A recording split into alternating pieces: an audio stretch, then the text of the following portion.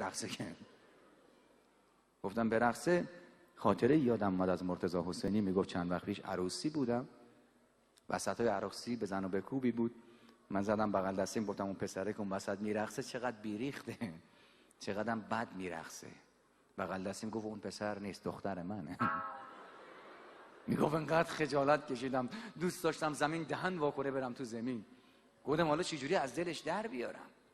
بهش گفتم قربان من صمیمانه پوزش میخوام، من نمیدونستم شما پدرشین. گفت من مادرشم. حالا میخواد چجوری جمعش کنم؟ اینقدر زایه ابتدا میشه آدم از چی بگم؟ حالا یک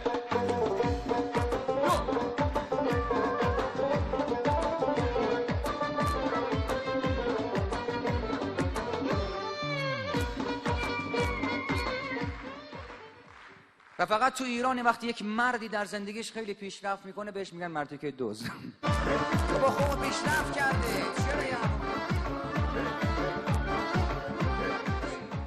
خب تو هم برو تلاش کن پیشرفت کنی، آخه چه کاریه؟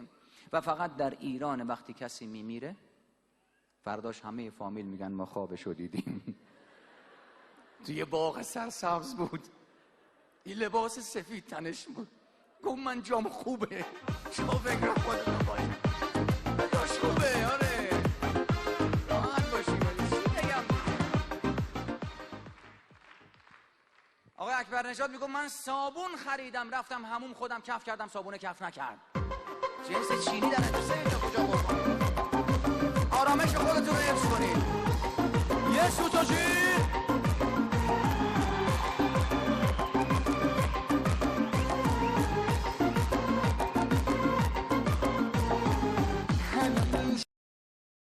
دکتر گفته من دارو برات نوشتم. گفت من نمیدونم اون روشو نوشته بودی 12 ساعت یکی هر یه ساعت من هر یه ساعت 12 تا خوردم، هر یه ساعت 12 تا سفکسیم خورده.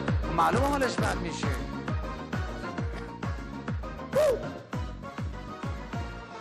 بیا چیه اصل جنس من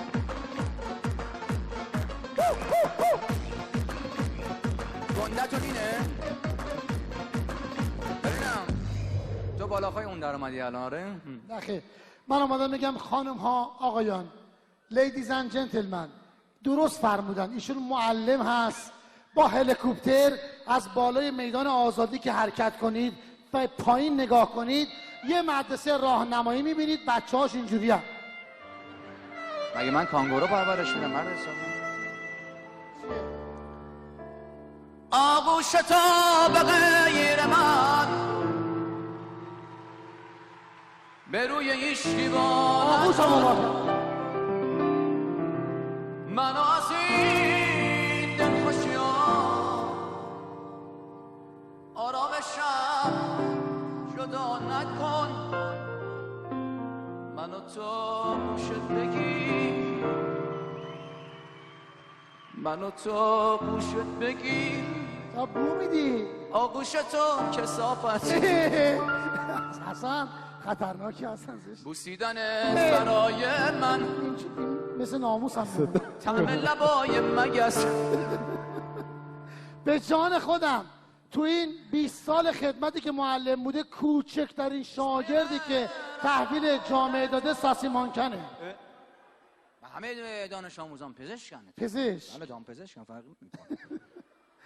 رهاش کنی؟ نوازش دستای تو خرچنگ ترکم رفته از این کرم حلزونی که تبلیغ میکنن خریده، زده بود قیافش شبیه لاک پشتا شده بود مدتی، رو این برعکس جواب داد. عزیزم هر چی که تبلیغ میکنن نباید بخری. خدا وکیلی من یه جمله بهتون بگم، حسن ریوندی الان حیف که این داره دق میکنه. از کجا خریده کت شلوار تو؟ مرتضی برام خریده عزیزم. دوست خوبی نشه. معمولا این گونه از لباس‌های برند را در نقاط بسیار خاص تهران می شود پیدا کرد. من کمربند قشنگی. آقا من داشتم می اومدم یکی از دوستان درخواستی داشت از من. نه آخه یه سگک قشنگی هم اینجا یکی از دوستان یه کار درخواستی گفتش که خرک میمونه سگکش اینجا. میگفت یکی از رفقاش پسرش فرستاده بود ژیمناستیک، میگفت بعد 6 ماه هنوز بلد نیست یه ملق ساده بزنه. بهش گفته برو خب ببین چه کار میکنه سر کلاس. رفت و برگشت گفت چشمم روشن، رفتم دیدم از بچه‌م به عنوان خرک استفاده میکنه. بچه دیگه پیشرفت نمیکنه. که برم برای حبشم دیوانه. حسن جان وقت نداریم به خدا. اگه راست کلی برنامه داریم. شما وقت نداری، شما وقت نداری، شما وقت دارین؟ من حمایت این جمع کسی رو پشت سرم دارم. تو چی میگی اینجا؟ اگه راست میگی خارجی بخون اون قیافه. خارجی میخونم، افغانی بخونم، منظورته؟ بخون. به یاد خاطراتی که در افغانستان داشتی. چی بود؟ هر سال در کشت خشخاش مقام اول رو داشت اونجا. همه رو نگو دیگه. یاد طولانی داره تو این. مگه کنده‌کاری کردی؟ یه روز مرتضی میگفت سوار ماشین شدم، سوار تاکسی داشت سیگار میکشه. گفتم آقا اون سیگار رو تو خاموش کن، دودش من اذیت میکن. گفت راننده تاکسی گفته خاک تو سر جوونای تو سن سال تو کراک میکشن، وقت تو از سیگار خوشت نمیاد؟ بعد مثلا اینو گفتی جیب شدی همینه. آمادگی داریم با ریت. این برای شما میخونه، من برای شما معنی میکنم. اسپانیایی جیپسیکی. آمار میام، من به تو نگاه میکنم آمار میام مردار با چون ترنس و تو بی تفاوت از کنار شکر در یلس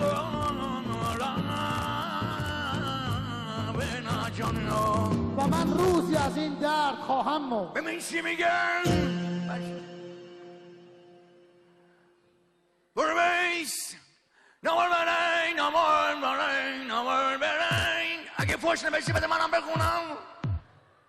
نوشته لطفاً نکره این کنن لیلا مرض. نوشته لطفاً مجریا لال بشن. شما با اون قیافه مسخرت مسخره بازی در بیار. شما تعریف کردین، له کردین، فوش دادین، چی دادین؟ برو.